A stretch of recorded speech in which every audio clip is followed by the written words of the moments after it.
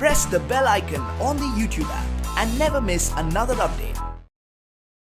Hi friends, నా పేరు చందన్. మీరు చూస్తున్నారు satelugutechzone. సో ఫ్రెండ్స్, మనం ఈరోజు ఈ వీడియోలో ఏంటంటే మనకి రీసెంట్గా తీసుకున్నట్లయితే మనకు 6 months నుంచి ఈవీ స్కూటర్స్ అనేవి బాగా పాపులర్ అయినాయి. ఎందుకంటే ద మేజర్ రీజన్ ఏంటంటే పెట్రోల్ ప్రైసెస్ అనేవి చాలా రోజుకి చాలా పెరుగుతూ ఉన్నాయి. ప్రజెంట్ ఇప్పుడు మీరు సిచ్యువేషన్ తీసుకుంటే మనకి 120, 122, 123 రూపీస్ అయితే మనం ఒక లీటర్కి అయితే పే చేస్తున్నాం. సో నాట్ ఓన్లీ పెట్రోల్నే కదా, డీజిల్ కూడా మనకి చాలా రేట్ అయితే పెరిగిపోతుంది అనమాట. సో మనం ఇంట్లో ఉన్న పెట్రోల్ బైక్స్ని మనం యూజ్ చేయాలంటే చాలా కాస్ట్ అయిపోతుంది. సో దానికోసమే మనకి మార్కెట్లో ఈ మధ్య ఈవీ స్కూటర్స్ అనేవి చాలా వరకు మనకి మార్కెట్లో దొరుకుతూ ఉన్నాయి. అయితే ఇక్కడ ప్రాబ్లం ఎక్కడ వచ్చిందంటే, మనకి రీసెంట్గా ఒక 20 days నుంచి ఒక 1 month నుంచి మనం న్యూస్లో చూసినట్లయితే ఎక్కడ పట్టినా కూడా మనకి ఈవీ స్కూటర్స్ అనేవి బ్లాస్ట్ అవుతున్నాయి, ఎక్స్ప్లోడ్ అవుతున్నాయి.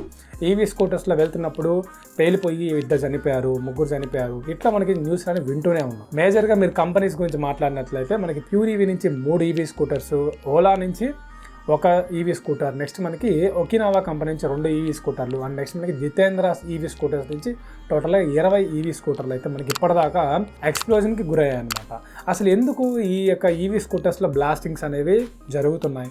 సో ఫ్యూచర్లో ఇదే కంటిన్యూ అయితే మనకి ఈవీ స్కూటర్స్ యొక్క మార్కెట్ పడిపోతుందా, లేకపోతే మన దీనికి ఒకవేళ మీరు ఈవీ స్కూటర్స్ పర్చేస్ చేసినట్లయితే మీరు తీసుకోవాల్సిన జాగ్రత్తలు ఏంటనే దాని గురించి డీటెయిల్గా ఈ వీడియో అయితే మాట్లాడతాను. ఈ వీడియో కూడా స్కిప్ చేయదు గస్, లాస్ట్ వరకు అయితే వాచ్ చేయండి. సో డెఫినెట్లీ నేను చాలా బ్లాగ్స్ అవన్నీ చూశాను. అవన్నీ చూసిన తర్వాత నేను కొన్ని పాయింట్స్ అయితే నోట్ చేశాను అనమాట.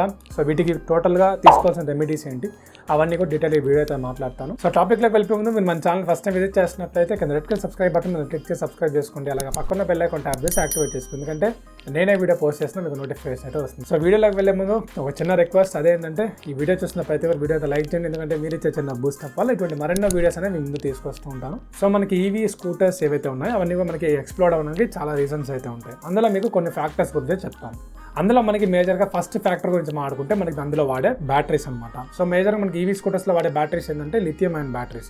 నాట్ ఓన్లీ ఆ ఈవీ స్కూటర్స్లోనే కాదు, మనకి smart watches, smart phones, next మనకి ఎలక్ట్రికల్ కార్స్ ఇవన్నీ ఉన్నాయి కదా, వీటన్నిటిలో మనకి వాడేది ఏంటంటే లిథియం అయన్ బ్యాటరీ. అయితే అసలు లిథియం అయన్ బ్యాటరీసే వీటన్నిటిలో ఎందుకు యూజ్ చేయాలి? వేరే batteries like lead acid batteries ఇవన్నీ ఎందుకు యూజ్ చేయకూడదు అని డౌట్ మీకు రావచ్చు. లిథియం అయన్ బ్యాటరీస్ అందరూ ఎందుకు ప్రిఫర్ చేస్తారు అంటే అవి మనకి కొంచెం కాస్ట్ ఎఫిషియంట్, లైట్ వెయిట్తో ఉంటాయి, అండ్ పర్ఫార్మెన్స్ మనకి వర్కింగ్ పర్ఫార్మెన్స్ కూడా చాలా బాగుంటుంది. అందుకే ప్రతి ఒక్క కంపెనీ ఏంటంటే లిథియం అయన్ బ్యాటరీస్ అనేది ప్రిఫర్ చేస్తారు. అయితే దీనికి ఇన్ని అడ్వాంటేజ్లు ఉన్నప్పుడు కనీసం ఒక డిసడ్వాంటేజ్ ఉంటుంది కదా. సో ఆ డిసడ్వాంటేజ్ ఏంటంటే ఖచ్చితంగా ఈ లిథియం అయన్ బ్యాటరీస్ అనేవి ఈజీగా ఫైర్కి ఎక్స్పోజ్ అవుతాయి అన్నమాట. అయితే మనకు ఒకప్పుడు ఏంటంటే లిథియం అయన్ బ్యాటరీస్ అనేవి మనకి చైనా నుంచి ఎక్స్పోర్ట్ చేసుకునే వాళ్ళు. అయితే ఇప్పుడు ఈ ప్రాబ్లం ఏంటంటే మనకి రీసెంట్గా జరిగిన క్రైసిస్ ఏవైతే ఉన్నాయో వాటి వల్ల మనకి టోటల్గా లిథియం అయన్ బ్యాటరీస్ మనకి ఎక్స్పోర్టింగ్ అనేది ఆగిపోయింది అనమాట. సో దానివల్ల ఇక్కడ ఇండియన్లో ఉండే కొన్ని లోకల్ కంపెనీస్, అన్ని కంపెనీస్ అని చెప్పట్లేదు, కొన్ని లోకల్ కంపెనీస్ ఏం చేశాయంటే మనకి ఒరిజినల్ బ్యాటరీస్ ఎందుకు BAK అని చెప్పేసి వచ్చేవి లిథియం అయన్ బ్యాటరీస్, అవి కొంచెం ఒరిజినల్ అనమాట. సో ఇప్పుడు రీసెంట్గా కొన్ని కొత్త కంపెనీస్ ఏం చేస్తున్నాయంటే సేమ్ ఒరిజినల్ బ్యాటరీస్ లాగే కొన్ని డూప్లికేట్ బ్యాటరీస్ అనేది తయారు చేసి మార్కెట్లో వదిలేస్తున్నాయి. ఇప్పుడు మనకి ఎక్స్పోర్టింగ్ లేదు కాబట్టి, అంటే మనకి మేజర్ సోర్స్ లేదు కాబట్టి ఖచ్చితంగా ఈ బ్యాటరీస్ని ప్రతి ఒక్క కంపెనీ అనేది తీసుకుంటున్నాయి. సో ఆ బ్యాటరీస్ పెట్టినప్పుడు ఏంటంటే దానికి ఒక ప్రాపర్ ప్రొడక్షన్ ఉండదు, అంటే ప్రాపర్ టెస్టింగ్ కానీ నెక్స్ట్ మనకి బ్యాటరీ డిజైన్ కానీ ఇవన్నీ ప్రాపర్గా ఉండవు. సో దానివల్ల ఈ కంపెనీస్ అన్నీ కూడా అవి తీసుకోవడం వల్ల ఏమవుతుందంటే మేజర్గా ఇటువంటి ప్రాబ్లమ్స్ అనేవి మనం చూస్తూనే ఉంటాం. నెక్స్ట్ మనకి సెకండ్ ఫ్యాక్టర్ గురించి మాట్లాడుకుంటే మనకి BMS అంటే ఏంటంటే బ్యాటరీ మేనేజ్మెంట్ సిస్టమ్ అనమాట.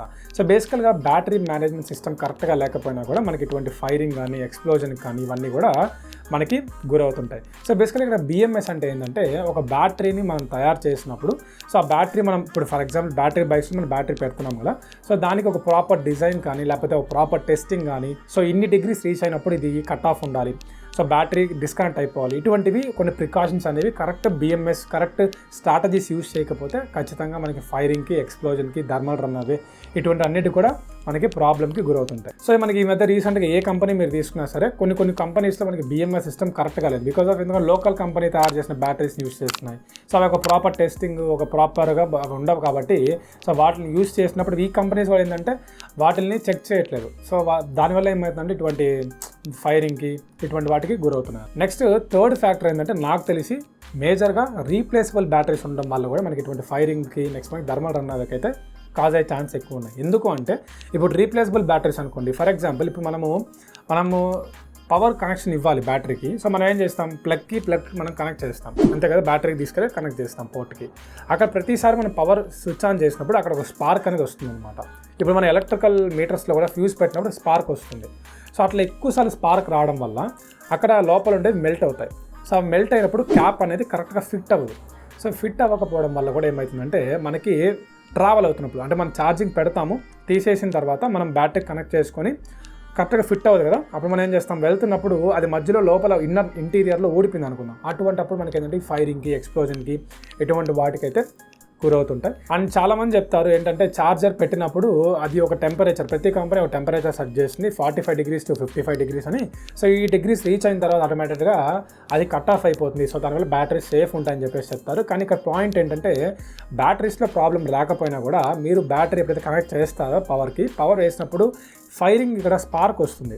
ఈ స్పార్క్ వచ్చి అది మెల్ట్ అయ్యి మళ్ళీ స్పార్క్ వచ్చి ఇట్లా కంటిన్యూస్ టైం స్పార్క్ రావడం వల్ల ఏమవుతుందంటే మీకు అక్కడ బ్యాటరీస్ అనేవి లోపల ఏదో ఒకటి డిస్కనెక్ట్ అయినా ఆటోమేటిక్గా ఫైరింగ్ అనేది క్యాచ్ అవుతుంది. సో లిథియం అయన్ బ్యాటరీస్లో ఆటోమేటిక్గా ఈ ఫైరింగ్ క్యాచ్ అయినప్పుడు టెంపరేచర్స్ అనేవి ఆటోమేటిక్గా 45 కాదు 100 degrees వరకు రీచ్ అయ్యి ఇటువంటి ఎక్స్ప్లోజన్స్కి అయితే గురవుతుంటాయి. సో ఇవి నాకు తెలిసిన కొన్ని మేజర్ ఫ్యాక్టర్స్ అనమాట. సో ఇంకా కొన్ని ఫ్యాక్టర్స్ ఉండొచ్చు, కానీ మేజర్గా తీసుకుంటే మనకి ఈ ఫ్యాక్టర్స్ అయితే ఎక్కువ ఎఫెక్ట్ చేస్తుంటాయి. సో ఇప్పుడు మనం ఏంటంటే మీ దగ్గర ఒకవేళ ఈవీ వెహికల్ ఉంది, సో దాన్ని ఇప్పుడు ప్రజెంట్ సమ్మర్ సీజన్ చాలా జాగ్రత్తగా ఉండాలి. ఇప్పుడు మీరు తీసుకోవాల్సిన కొన్ని రెమెడీస్, సో ఈ ఫైర్ క్యాచింగ్ నుంచి నెక్స్ట్ మనకి థర్మల్ రన్ అవే నుంచి కొంచెం మీరు అవాయిడ్ చేయడానికి మీరు తీసుకొని కొన్ని సొల్యూషన్స్ అయితే మాట్లాడతాను. అందులో మీరు మొదటిగా ఏంటంటే మీరు బ్యాటరీని ఛార్జ్ చేసిన తర్వాత మిట్ట మధ్యాహ్నం కాబట్టి మీకు ఒకవేళ ఐస్ క్రీమ్ తినాలనిపించి మీరు ఎక్కడికైనా బయటికి వెళ్ళేసి వచ్చారనుకోండి, ఫర్ ఎగ్జాంపుల్ చెప్తున్నాను.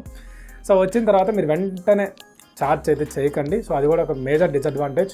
ఎందుకు అంటే ఛార్జ్ చేయడం వల్ల బ్యాటరీ హీట్లో ఉంటుంది కాబట్టి మీరు ఛార్జ్ చేసినప్పుడు ఆ స్పార్క్ ఇఫ్ ఇన్ కేస్ వస్తే సో ఈ హీట్కి ఆ హీట్కి ఈజీగా బ్యాటరీ ఎక్స్ప్లోడ్ అవుతుంది. సో అటువంటి పని ఎప్పుడు చేయకండి. బ్యాటరీ కొంచెం కూల్ అయిన తర్వాత కొంచెం నీడగా ఉండే ఎన్విరాన్మెంట్లో మీరు మీ యొక్క ఈవీ స్కూటర్ని పెట్టి మీకు అది ఛార్జింగ్ పెట్టండి. సో దానివల్ల మీరు కొంచెం సేఫ్గా ఉంటారు. నెక్స్ట్ మనకి సెకండ్ పాయింట్ ఏంటంటే మీరు డెసిగ్నేటెడ్ బ్యాటరీస్, నెక్స్ట్ మనకి ఛార్జర్స్ కూడా మీరు కంపెనీ వాళ్ళు ప్రొవైడ్ చేసినవి యూస్ చేయండి. ఇఫ్ ఇన్ కేస్ మీకు ఏదైనా ప్రాబ్లమ్స్ గురైతే ఖచ్చితంగా మీరు వెంటనే మ్యానుఫ్యాక్చరర్కి అయితే కంప్లైంట్ ఇవ్వండి. నెక్స్ట్ మీకు ఇటువంటి స్పార్క్స్ వచ్చి లోపల మీకు ఏదైనా మెల్ట్ అవుతుంటే మీకు అనిపిస్తే వెంటనే వాటిని రీప్లేస్ చేసుకోండి. అప్పుడు మీకు ఏమవుతుందంటే సేఫ్లో ఉంటారు. అదేం కాదులే, మీరు ఆ క్యాప్ ఫిట్టింగ్ అప్పుడు మొత్తం ఫిట్ అవ్వకపోతే అది అంతే ఉంటుందేమో అని చెప్పేసి అయితే మీరు నెగ్లెక్ట్ చేయకండి. సో దీనివల్ల ఖచ్చితంగా మీరు ప్రాబ్లమ్స్ అయితే ఫేస్ చేయాల్సి ఉంటుంది. సో నెక్స్ట్ మీకు థర్డ్ పాయింట్ ఏంటంటే if in case me batteries అనేవి డిటాచబుల్ బ్యాటరీస్ అనుకోండి, అంటే మీరు తీసేసే బ్యాటరీస్ ఉంటే ఆ బాటిల్ మీరు ఎక్కువసేపు సన్లైట్కి మీరు ఎక్స్పోజ్ చేయొద్దు. సో దానివల్ల డిసడ్వాంటేజ్ ఉంటుంది. ఒక ప్రాపర్ వెంటిలేషన్ ఉండే విధంగా మీరు ఆ బ్యాటరీస్కి అయితే చూసుకోండి. నెక్స్ట్ మనకి ఫోర్త్ పాయింట్ ఏంటంటే మీరు ఒకవేళ బ్యాటరీస్ అనేది టైం అయిపోయింది అనుకుందాం. సో ఆ టైం అయిపోయిన బ్యాటరీస్ను మీరు కంపెనీ మ్యానుఫ్యాక్చరర్ దగ్గరికి వెళ్ళి ఒక ప్రాపర్ అథరైజ్డ్ డీలర్ దగ్గరికి వెళ్ళి మీరు బ్యాటరీస్ని రీప్లేస్ చేసుకోండి. సో అప్పుడు మీకు ఏమైతుందంటే మంచి క్వాలిటీ ఆఫ్ బ్యాటరీస్ రావడం వల్ల మీకు ఇటువంటి ఎక్స్ప్లోజన్ నుంచి సేఫ్గా ఉంటారు. నెక్స్ట్ మీకు ఫిఫ్త్ పాయింట్ ఏంటంటే మీరు పీరియాడికల్గా మీ బ్యాటరీస్ని చెక్ చేయండి.